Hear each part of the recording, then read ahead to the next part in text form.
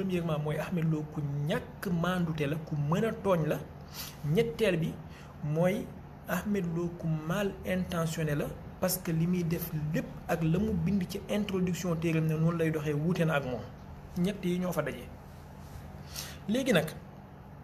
téere bi en arabe lañ ko bind te ñun jàng nañ arabe mën nañ koo lire Ahmed Lo bindul ay chinois Sénégal gi ñu ko gën a dégg arabe kese ñoo fi nekk ñu ko gën a xam langue yaaram ñoo fi nekk kon mënta bind arabe bu jaaxal waa Sénégal kon toog fii di défier nit ñi naan saagaaw ma kenn naag yéeféerloo ma kenn c'est faux il faut qu'il arrête ce discours là wala bu fekkee ñeme na ñëw tànn plateau wu télé bu ko neex mu tànn ku ko neex ci taalibe tasawuf fi ñu toog ak moom génneel ko fi mu saagaa nit ñi loolu benn la. ñaareel bi mooy nañ dem ci li mu wax ci Cheikh Ibrahim Niass al-Kawlaxi parce que boo leen indilee wax ji buñ layamee ba sonn après at the end def naa dañ naan la waaw téere bi sax moom waxut ak sufiyanke réew mi ñi muy waxat mooy sufiyanke yu ñu nekk ci yeneen dëkk. léegi am na ay gens yu naïf yoo xamante ne boo leen waxee loolu rek ñoom seen xol sedd na ah kon tuddoo sama sëriñ kon amul problème.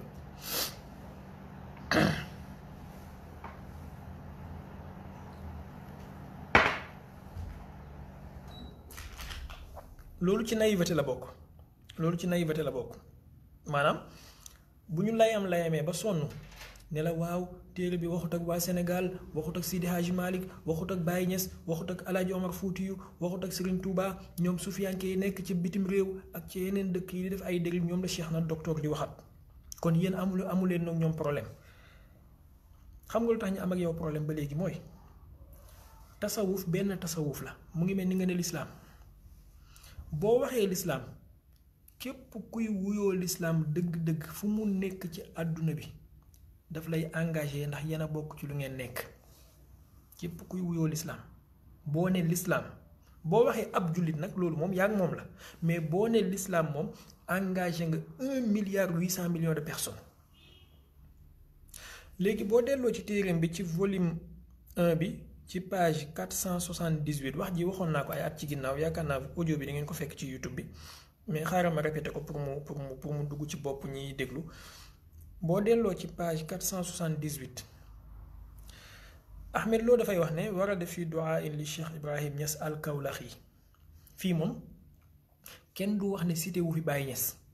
xam nga dafa bokk ci yëfu yabaate yi ñuy def mooy dañuy toog naan la tudd ñu benn mag ñun tudd ñu benn mag boo delloo ci page 555 tudd na fa Baye Niass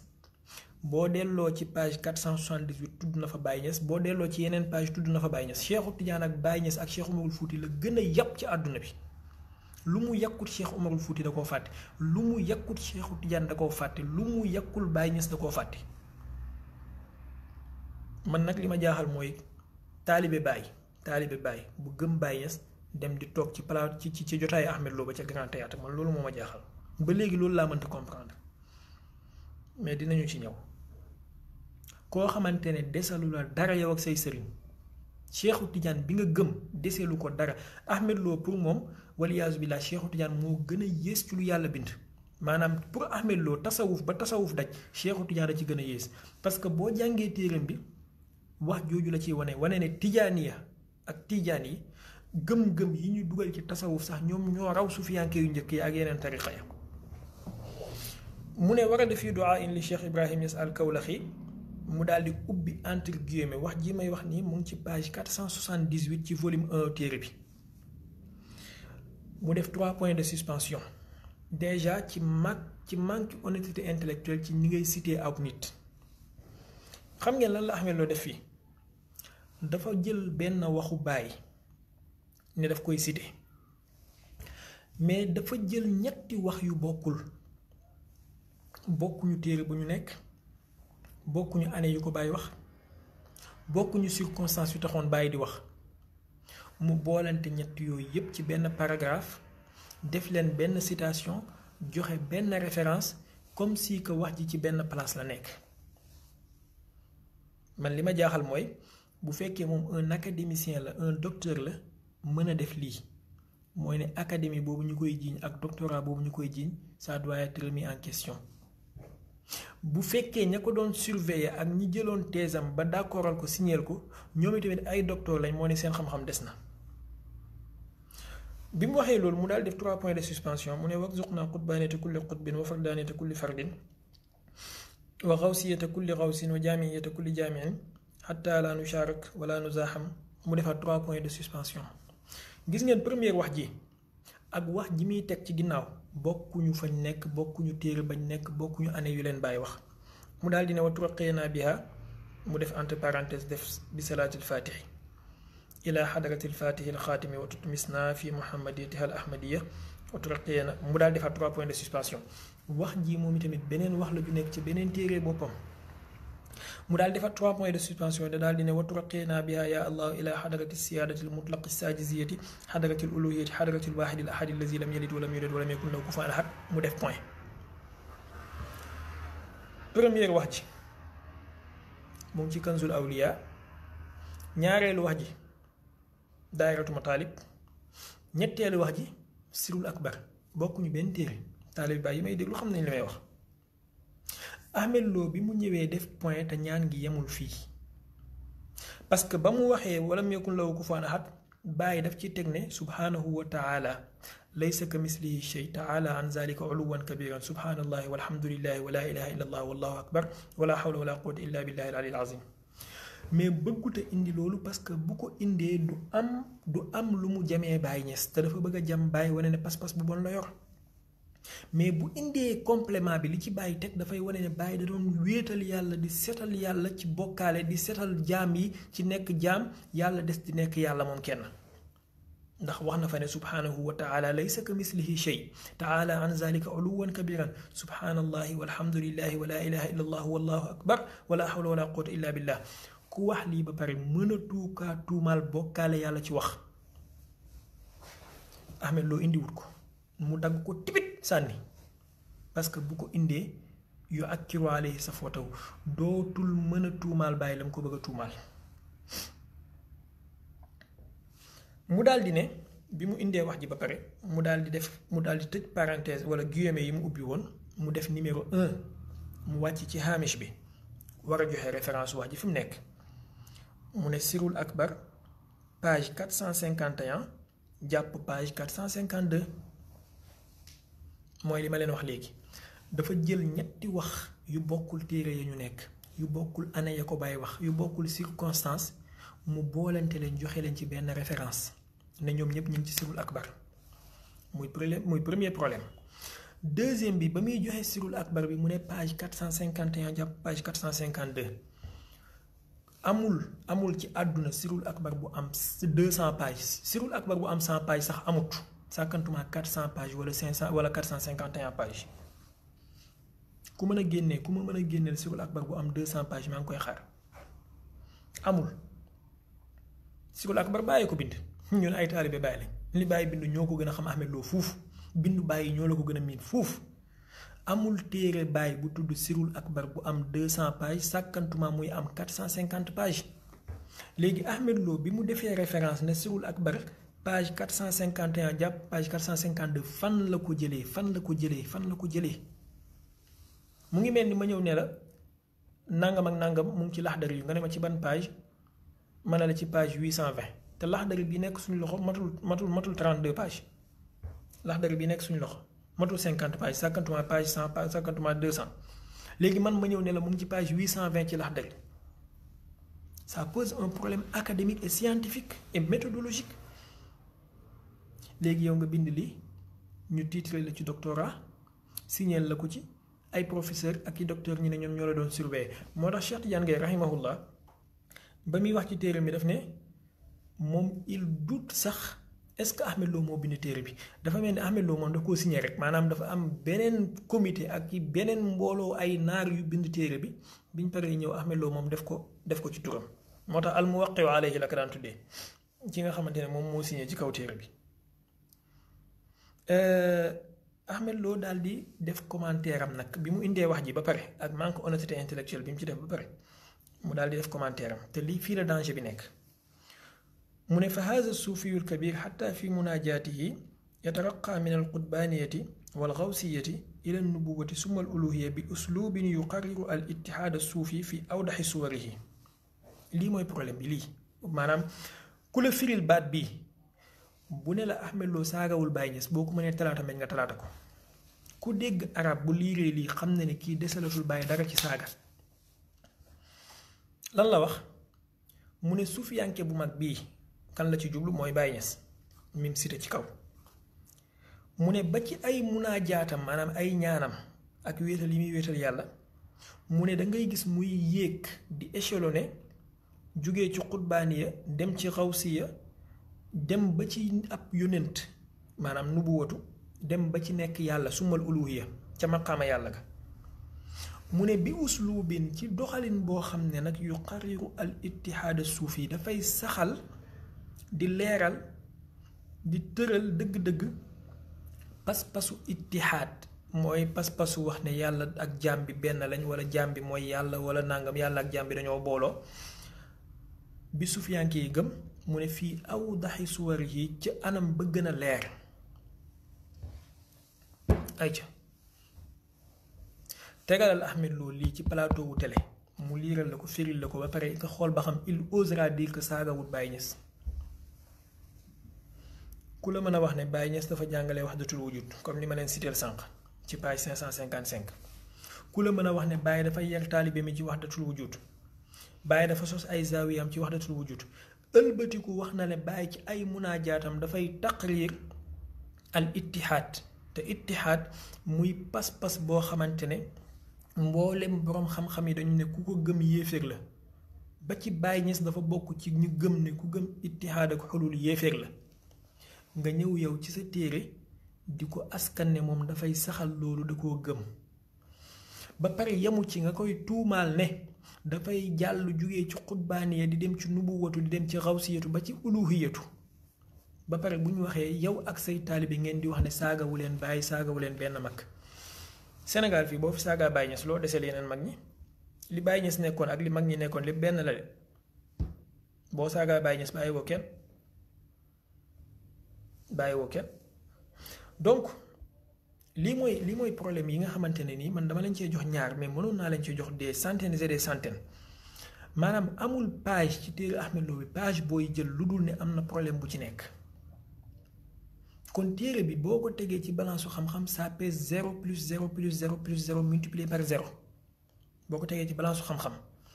ndax li nga ciy fekk mooy sosal ay nit lu ñu waxut nga wax loo leen ko bu ñu waxee nga déformer seen wax pour mën leen a tuumaal bu ñu waxee nga dagg seen wax ci pour faire passer un autre message autre que ñoom bi ñu joxe boo demee ba nga xamante ne loolu yëpp amul nga joxe référence yoo xam ne référence yi existé wuñu lii moo fees dell ci téere yu Ahmed Lo bi ñun duwul ne dañoo ñëw ne Ahmed Lo dafa saaga suñ mag ñi rek di sànni ci air bi de dañu am ay dalil yu ñuy wax di la jox numéro page mu ngi nii page 555 wax nga fa ne Baye Niass dafa wax nangam dafa yer taalibe mi ci nangam loolu amul dangaa sosal Baye pour yéefeerloo ko page 478 dangaa wax ne Baye dafa def nangam li nga wax amul dangaa dagg wax ji modifier wax ji boole ñetti wax yu bokkul joxe référence bu amul lii mooy suñu problème ak yow Cheikhana son éminence docteur Ahmed Lo radiyallahu anhu lii mooy suñu problème ak yow kon waroon nga kaa boole ci sa discours bi wax état bi ak sa taalibe yi ne leen man docteur Ahmed Lo li ma wuutaleeg waa Sénégal ba ñu bañ ma di ma jéppi di ma nàngam mooy damaa ñëw fekk seen kilifa yi ñu gën a gëm ma tuumaal leen loo xam ne defuñu ko waxuñu ko jàngalewuñ ko ma wax ne dañ koo def dañ koo jàngale dañ koo wax lii moo tax gars yi taalibe yi bañ ma ndax waroon ngaa wax loolu boo ko waxoon rek ñun ñëpp on aurait applaudi ne la bravo wax nga dëgg léegi nag à l'état du Sénégal parce que xam naa ne heure bi mu ngi dem il faut ñu tëj à l'état du Sénégal de prendre ses responsabilités salafisme wahhabisme jël leen règle bi yàgg naa leen koo jox képp ku ne wahhabisme ak jàmm mën nañu cohabiter mooy ne dangaa bëgg a wax ne diwlin ak ndox mën nañu dëkk wala pétrole ak safara mën nañoo dëkk parce que am nañu jurisprudence ci bépp réew bu ñu mës a jaar amuñu benn réew bu ñu jaar jàmm sax fa amut soit ba ñuy jël réew mi ci violence lañ ko jëlee ak tour deret comme ni ñu def Arabie Saoudite soit bañ ko jëlee ba pare violence moo fa régné ak terreur ak anarchie comme yeneen réew yi li fi am képp ku gis benn réew bu ay salafiste wahhabite jël réew mi ñi jëlee ko ci jàmm réew mi continuer des ci jàmm na ma jox benn exemple amul. léegi naka la nit ñu mel noonu nag mën a ñëwee Sénégal ñëw na ñoom ñoo ñëw pour woote ci jàmm ñoom ñooy ñëw pour jàngal nit ñi naka la ñuy nekkee ci jàmm fu dëgg amul jàmm mënu fa am waaye fu tooñ di am ak ñàkk a wax dëgg jàmm mënu fa am te wahhabiste yi ci loolu lañu sosu tooñ nit ñi ak tuumaal leen ak sosal leen ak wax loo leen lu ñu waxut askan leen lu ñu gëmut dëkk loo leen fu ñu dëkkut koo def lii nag bu yàggee mu fipp ndax man taalibe baay bi mënumaa gëm nga ñëw ne ma sa sëriñ Baay Ñas nangam ak nangam ak nangam la doon jàngale te ma xam ne Baay jàngalewul loolu taalibe sëriñ Tuubaa bi mënoo dem ci moom nekk sëriñ Tuubaa nangam ak nangam la woote te mu xam ne sëriñ Tuubaa wootewul ci loolu nan ngay nekkee moom ci jàmm. léegi nag dafa am benn contradiction boo xamante ne ñoom dañ koy dundee mooy gis nga nit boo ko bañee ba yéeféerloo ko wala nga ne nit bidaa la dangaa war a bàyyi léppam. seen sëriñ Barbahaari dafa wax ci téeram bi tudd Sharhu Sunna mu ne aakulu ma yahudi wa nasraani wala aakulu ma mubtadiin dinaa bokk lekk ak yahud ak i nasaraan waaye duma bokk lekk ak ab mubtadi léegi seeni sëriñ yi dañoo wax ne boo gisee nitu bidaa bu awee yoonu ndeyjoor teggil nga aw yoonu càmmoñ kon il faut que vous soyez logique avec vos principes Touba ga ngeen dëkk Dakar gi ngeen dëkk fekk ay nitu bidaa Tivaouane ga ngeen dëkk fekk ay nitu bidaa Kaolack ga ngeen dëkk fekk ay nitu bidaa na ngeen am fulla ngir yàlla ngeen génn dëkk yooyu ngeen dem ci àll kirikoro ba ngeen sanc fa seen dëkk woote ci yàlla bu fekkee li ngeen di wax dëgg la ci yéen Sëriñ Touba bi muy sanc dëkk bi dafa dem ci àll boo xamante ne kenn musu faa dëkk mu fàkk dëkk woote ci yàlla uyusi ko Baye Niass bi muy sanc Medina ay garab ak ay bukki ñoo fa nekkoon mu dem gor samp dëkk woote ci yàlla uyusi ko sëriñ si woote ci yàlla ñu ci baree bari loolu la ñu def léegi yéen tamit bu ngeen amee ngor bu ngeen amee jom bu fekkee seen yaram bi deret moo ciy daw génn leen dëkk nitu bidaa yooyu ngeen dem fa ngeen di wéetale yàlla ngeen woote fa ngeen xool ba xam lu fees pick-up dana leen uy si mais mënu leen a nekk Touba wala ngeen nekk Tivaouane wala ngeen nekk Kaolack di jënd ay taxi di jox xale yi ñuy dawal wala ngeen dawal yéen ci seen bopp ay nitu bidaa di dugg ci taxi yooyu di leen fay xaalis ngeen di jël di lekk di tabax ay hôtel di tabax ay auberge di tabax ay école ci suufu ay nitu bidaa ba pare bu ngeen jugee di leen saaga di leen xas loolu mënta nekk. Soyez logique, soyez cohérent avec votre logique et vos principes. Soyez cohérent. Bu dee da ngeen a gëm ne Touba lañ fay def mooy yàlla la Touba lañ fay def biddaa la Touba ay nitu biddaa ñoo fa dëkk ci seeni téere seeni sëriñ dañ leen a jàngal ne képp ku nekk ci dëkk bu ay nitu biddaa nekk dafa war a gàddaay leen Sénégal yaatu na àll Kirikoro bi fii àll Tamba bi foofu dem leen ngeen dëkk foofu ngeen xool ba xam ñaari nit danañ leen uy si lu fees pick-up du ngeen ko am mais da ngeen di nekk ci biir nit ñi di déranger nit ñi di leen arranger ngeen di déranger et ba pare bu ñu waxee ngeen ne kenn du wax nekk Touba am fa ay centre commercial am fa ay boutique am fa ay magasin di jënd ak ñoom di jaayante ak ñoom te boo jógee di leen saaga te bu taxutoon nag ñoom doo am loo joxe dépense ci sa kër jël ay taxi di ko jox ay xale ñuy dawal di ko jox say taalibe ñuy dawal di yëpp ay nitu bidaa ba pare boo jógee di leen saaga di leen xas jënd ay suuf di jaay ci ay dëkk ñi nga xamante ne danga ne ay nitu bidaa lañ di utiliser seen ndox di utiliser seen courant ba pare boo jógee di leen xas di leen saaga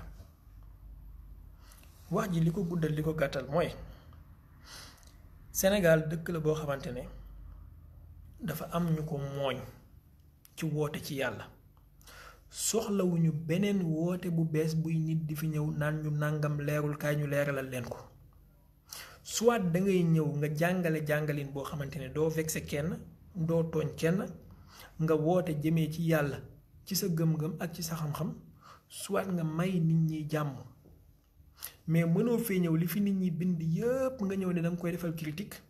di jël seeni téere yi di modifier seen wax di jël seeni pas-pas di ko daggate di ko saaga ba pare di gëm loolu ay xale boo ëlbatikoo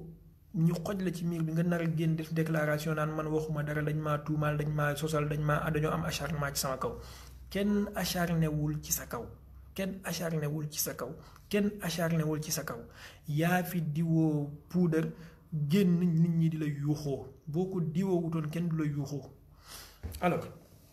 léegi nag à nous les mutasawwif ma tëjee foofu nañu xoolaat suñ bopp ci biir jotaay boobu dégg naa benn jigéen bu def benn vidéo di wax ne macha allah ñun taalibe Cheikh na docteur Ahmed Lo radiyallahu anhu ñu ngi nii ñëw nañ gisoo kenn ku am pir gisoo kenn ku def boppi neen gisoo kenn kuy tëgg di fecc gis nga loolu ñuy ndamoo di ko tuddee sunna suñu sëriñ si ñu gëm ñun loolu lañ ñu jàngal lu tax ñuy seetaan ñoom ñi ci jiitu lu tax bu dee tëgg ak fecc la Baye Niass da koo aaye Baye Niass da koo aaye kon boo nekkee taalibe Baye di ko def ba ab ibaadu mën la cee jàmbaat xamal ne yow yaa teggi jàngale nu Baye Niass mais boo ko toppoon du am baat bu mu la jam moom laa fi wax live bi passé nañu delluwaat ci suñu jàngalee sëriñ si parce que ñoom biñ fi nekkee ils étaient armés jusqu'aux dents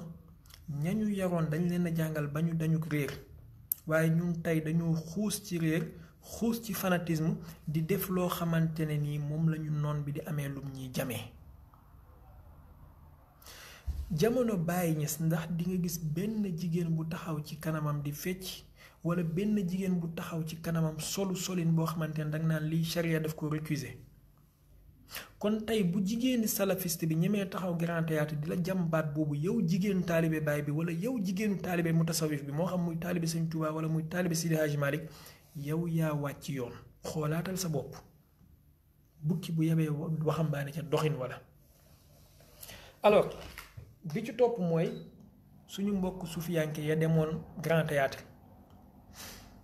ma jàpp ne dañ leen a trompé de bonne foi waaye ab salafiste doy na ci ñu jël waxu yonent bi sallallahu alayhi wa sallam ci ñoom yonent bi moo leen jox tampon ne hum charu muntazarin yuntazaru hum kilaabu naar maanaam ñoom ñooy li yées ci li ñuy xaar ne dina feeñ ci xeet wi ñoom ñooy xaju biir safara yi maanaam ci biir safara sax ñoom ñoo fay xaj yi léegi ñu mel noonu yow boo ñëwee di ànd ak ñoom ba taxaw di wax naan tariqa yi dafa war a disparaître wala ci disparition la jëm je pense que c'est trop dire sincèrement je pense que c'est trop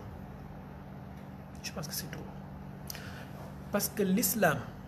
mënta dox sans tariqa mënta nekk mënta dox sans tariqa ndax tariqa kat duwul dara lu dul organisation booy organiser jaamu yàlla yi nit yi doomi aadama yi organisation boo leen di organiser ci ñi mën a wéetal seen borom topp seen borom d'une façon organisée loolu mooy tariqa léegi soit nga tuddee ko tariqa tijaan wala nga tuddee ko tariqa murit wala xaadir wala nga tuddee ko tariqa salafiya wala tariqa ibaadu rahman dégg naa Mor Kébé moom ci boppam mu wax ne ñoom seen tariqa ma ne kon suñu mbokk yi ñoom tamit dañoo am tariqa te ñu yëguñ ko ndekete ñun ñu ngi nelaw xaaral ma tegal leen vidéo bi ñu déggandoo ko mu ne ñun suñu manhaj suñu doxalin suñu tariqa ana sëñ Modou Mbacké Touré gisoon naa mu partagé ko je sais plus fan laa mën a fekk vidéo bi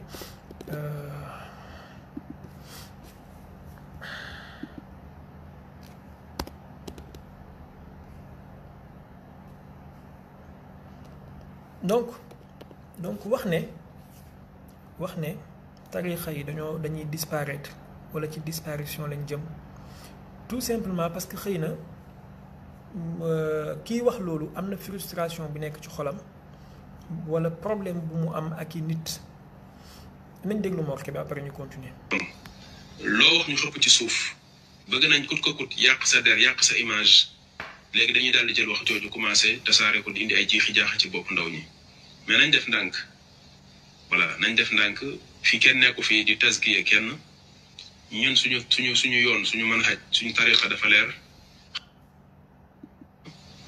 ñun suñu yoon suñu manhaj suñu tariqa dafa leer. d'accord suñu yoon suñu manhaj suñu tariqa. ñun suñu yoon suñu manhaj suñu tariqa dafa leer. léegi nag man bi ma ko déggee sincèrement je me suis dit suñu mbokk yi nekk ñoom dañoo am tariqa kon sëriñ bi nga xamante ne mooy toog ci plateau wala mooy toog ci kiyam di wax ne tariqa yi dañuy disparaître dans un avenir wala nangam dañuy dem ci l'islam post confrérique je pense que boo fi jëlee tariqa tijaan yi ak murid yi ak nangam tariqa salafisme moo fiy samp parce que ñoom tamit am nañu tariqa tuddee nañ ko manhaj nag tuddee nañ ko salafiya tuddee nañ ko salafu saalih tuddee nañ ko ahlu sunna waaye tariqa la daal à la fin tariqa la à la fin au vrai sens du terme am na nag noo xamante ne bu ko articuler woon discours bi man dinaa mën a d'accord mooy par exemple mbumbaay beeg xumbaay bi extravagance bi ñàkk jàng bi lii bu ñu ko continuer dafay jëm ci taqal deru tariqa te loolu ñëpp moom la ñuy wax duaatu islaax yi nga xamante ne ñoo mës a feeñ ñëpp ak mujaddiduna yi ñëw yëpp loolu la ñu doon xeex Cheikh Ousmane Dan Fodio bi muy tajdid tariqa qadiriya loolu la doon def Cheikh Ahmadou Bamba bi muy tajdid loolu la doon def Baye Niass bi muy tajdid loolu la doon def mujaddid bu mës a ñëw ci loolu la nekk bil Moustapha na waytumaa yu jaddidu sunnatahul xara wa inni ahmadu loolu la Serigne Touba wax Baye Niass mu ne la rajaa iya rafu diini wa sunnati lati tajahalaha al aqwamu fi kulli qaryati Cheikh Ousmane Dan Fodio wax na ne yaa rabbi alima batini kazahir ajibi allazi yad'u bi sayyid abdul qadir darajatu ahmad fi biladillahi qad amad wa jamat inda abdul qadir imanuna ma sunnatin fi taatin zidni biha bi cheikh abdul qadir kon ñoom ñëpp ci yoonu tariqa la ñu nekkoon kenn ku nekk ak sa tariqa waaye nag ñëw yeesal ko ba pare jéem a génnee gàkk-gàkk yi nga xamante ne ay doomi aadama dugal nañ ko ci mais loolu ça veut pas dire que dañuy dem ci un islam post confrérique parce que dem ci l'islam post confrérique mooy dem ci monde post islam wala post religion parce que confrérie bu fi jugee l'islam jugee fi yonent bi ci boppam moo njëkk a sos confrérie je pèse bien mes mots je pèse bien ku ci bëgg na tànn plateau télé bu ko neex yonent bi ci boppam moo njëkk a sos ay confrérie bu dee joxe werd la yonent bi moo njëkk a joxe werd bu dee joxe ay charte la yonent bi moo njëkk a joxe ay charte bu dee tënk nit ñi ci ay nangam la yonent bi moo ko njëkk a def organisation def leen nangam yonent bi moo ko njëkk a def kon on peut pas aller vers une islam wala une religion islamique post-confrérique c'est impossible frustration boobu ma ne man a'uzu billahi min kalimati ana j'ai 1001 raisons d'avoir la même frustration waxuma la sax proposition yi kaay ñu defal la nangam nga génn ci sufiyanki nga nekk wahhabisme kaay ñu defal la nangam nga def waxuma la loolu c'est à part mais frustration ci say mbokku taalibe yu ñu la def frustration ci say mbokku taalibe yu ñu la def wala ñeneen yu la def bu fekkoon moom mooy tax raison la pour nit ki war a mën a affiché wu ak Ahmed Lo konoon man tey ci xutbu salafiyya yi laay bokk ci xutbu wahhabiste yi laay bokk li may wax nag njar naa soow mi j'espère que ku am dégg-dégg di dama dégg bu baax bu doon loolu mooy tax nit ki génn ci tasawuf wala di attaquer tasawuf di jeter ay pierre di sànni xeer konoon man tey ci xutbu salafiyya yi laay bokk nañu toogaan ñu xool salafiste yi dañu déclarer guerre déclaration de guerre boobu dañu dem ba xam ne intellectuellement mënuñu koo handlap ñu woote jàmm woote bi ñu woote jàmm defuñu ko ludul pour bëgg ñi may leen un temps le temps que ñu préparer waat pour defaat une deuxième attaque dañoo bëgg ñi may leen battement rek léegi nag ñun bu ñu toogee fii di nelaw di lëkkaloo ak ñoom di tadaamun ak ñoom di neexaloo ak ñoom dañoo toog ci branche boo xamante ne ñu ngi koy siyee te du nekk ci suñu arrangement in uridu illa lislaaha mastataatu li ma bëggoon na wax bëri na lool waaye temps bi sori na xam naa bu fekkee question am na mën nañu jël ñaari question wala ñett buñ paree ñu tàggatoo incha allah maa ngi jéggalu ci guddal bi bu baax a baax salaamaaleykum wa rahmatullahi wa barakaatu. جعلتك يا خير الأنام سفيرا وكل زمن قد أراك مجيرا بكفيك ربح الخلق طرا وخسره وغيرك لم يلفوا لديه نقيرا وأنت حبيب الله والملك ملكه أراك أمينا للإله وزيرا فبرهام هذا العبد bu fekkee question am na mën nañu jël ñetti question incha allah. فلم يكن يخشى من سواك أميرا يزيد أماني مذ عكفت ببابه رعود عدو إذا راه حسيرا فهل تخشين الشمس في كبد السماء كليبا عوى غلت يداه ضريرا فحب رسول الله غنم وراحة وحسن أراه للمحب مصيرا تخذت وداد المصطفى ومدحه جوادي وسيفي والقنا وخفيرا ذا الجيش والزاد المبلغ للمنى وذاك لعمر الله نعم نصيرا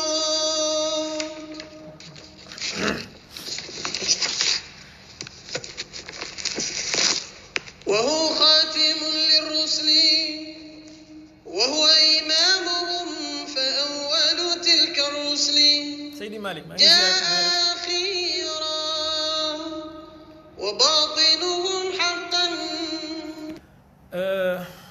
bon am na mbokk mu bind je sais plus c'est qui encore ne Baro nee na ma waxal ko professeur Cheikh Omar Diagne na arrêté bon je suis pas bien placé wala je suis très mal placé même pour dire ak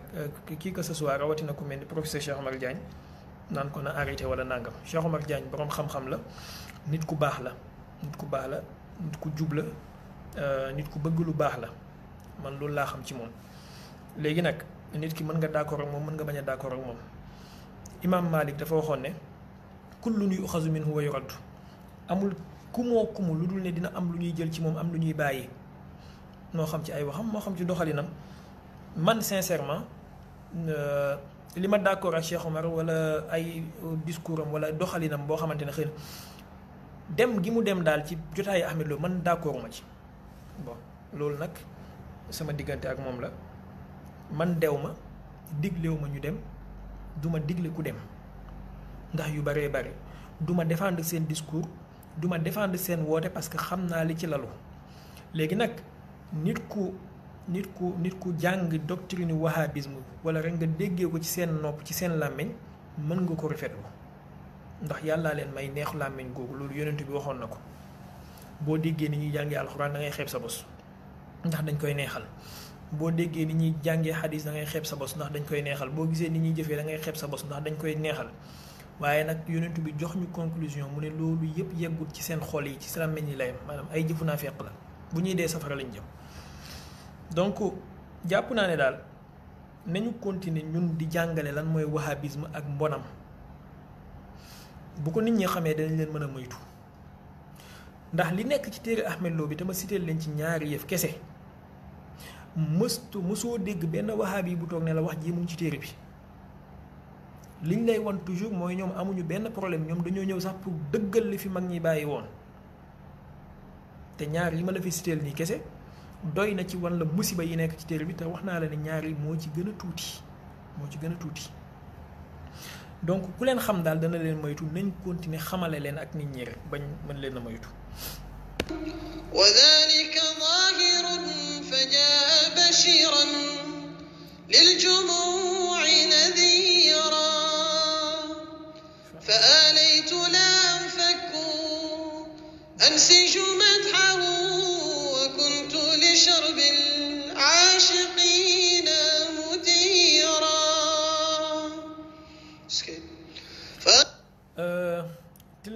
Tilimsaani mi mbokk mi di laaj Tilimsaani benn boroom xam-xam la sufiyanke la woon bu dund ci 7e siècle l'islam 7e jàpp 8e siècle kooku nag moom la Ahmed Lo sosal sos woo xamante ne ci sëriñam soskat bii di Ibnu Taymiya la ko jëlee. Ibnu Taymiya ngeen jéggal ma ñi ko gëm fii mun ngeen maa jéggal waaye koo xam ne la woon sosal nit defu ko muy dara comme naan ndox la yem xëy na naan ndox sax moo gën a yomb ci moom que sosal doomi aadama. am na benn bayt bu ngeen di dégg salafiste yi saa bu ñuy critiquer tasawuf di ko wax di ko askan Ibnu Arabi al-Xaatimi ne moom moo ko wax mooy naan dafa wax ne wamal kalbu wala al kalbu rabbun wala al abdu rabbun wa rabbu abdun yaa layta shi'ri min al mukallaf. bayti boobu Ibnu Arabi mësu koo waxee noonu Ibnu Taymiya moo déformé bayti bi askan ko Ibnu Arabi al-Xaatimi. lii nag lenn la ci màndargaay ñàkk ragal yàlla mooy doomi aadama wax waxam nga ñëw déformé wax ji pour mën koo sosal wala mën koo génnee ci diine wala mën koo saaga màndargaay ñàkk ragal yàlla la. ñaareel bi Ibnu Taymiya la même chose la def ci Tilimsaani Ibnu Taymiya moo bind ci téereem mu ne dañoo laaj Tilimsaani ne ko seen téere bi ngeen bind muy fusuusul xikam nga xam ne Ibnu Arabi lañ koy askan dafa wuute ak alquran. ñu ne Tilimsaani daal di wax ne alquraanu kulluhu shirkun alquran lépp bokkaale yàlla la te tawxiid dëgg-dëgg ci suñuy wax la nekk wax jii nag mooy jëmmi fen Tilimsaani mësta wax lii ci kaw suuf Ibnu Taymiya moo ko sosal Ahmed Lo copier ko ci Ibnu Taymiya mu boole jëmmi malhonnêteté intellectuelle ak copier fen lii mooy problème bi. léegi nag bi ñu paree Ahmed Lo daal di def commentaire am ci suuf comme résumé mooy wax ne fa haulaai izan laysa indahum maa yusamma bil xalaali wal xaraam falal uxtu taxrumu ala axiha wala al ibnu ala ummihi. maanaam kon en résumé liñ ci mën a jàngatee selon Ahmed Lo moom loolu la wax ñii amut lu xaraam ak lu xalaal ca ñoom yaay du araam doomam sœur du araam frère am baay du araam doomam bu jigéen. léegi nag lii mooy jëmmi problème wax ji lii la ñu wax ne lii moom waxu Ahmed Lo la lii du waxu kenn waxu Ahmed Lo la maanaam conclusion wu Ahmed Lo la ci wax joo xamante ne sos la ak fen gu Ibnu Taymiya sos Ahmed Lo copier ko ba pare def ci conclusion bu bon bi ñun lii la ñuy wax.